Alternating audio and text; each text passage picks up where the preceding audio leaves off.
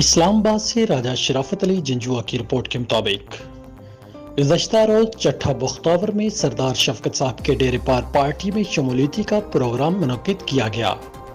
Programme کا باقاعدہ آغاز تلاوت قرآن پاک سے کیا گیا۔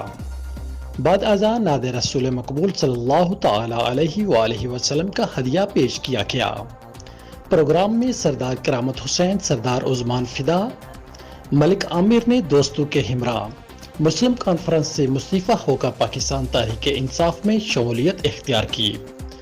پروگرام میں خصوصی شرکت وزیر اعظم آزاد کشمیر سردار تنویر الیاس نے کی۔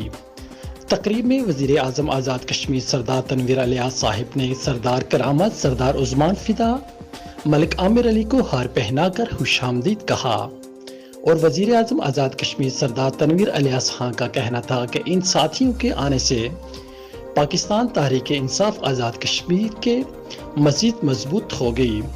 اس موقع پر عوام کی کثیر تعداد بھی موجود تھی۔ تقریب میں وزیر حکومت علی شان سونی صاحب، ممبر اسمبلی محترمہ امتیاز نسیم صاحبہ، ڈی جی فوڈ عتیق سخاوت، سردار احمد سعید صاحب، چیئرمین زکوٰۃ کمیٹی سردار نشاط اکبر صاحب بھی موجود تھے۔ پروگرام کے اختتام پر لنگر کا بہترین انتظام کیا گیا تھا۔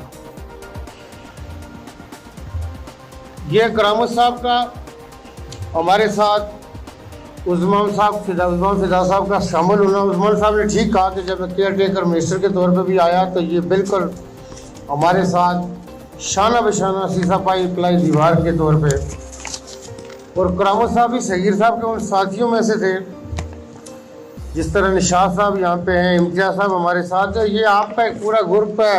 چیئرمین سرور صاحب ادھر بیٹھے ہیں، تو یہ آپ لوگ مشتاق صاحب بھی لاسٹ ٹائم آئے، اب آپ کس کا نام لیں گے کس کا چھوڑیں گے، لیکن آپ لوگ اپنی شان ہے، اپنی پہچان ہے۔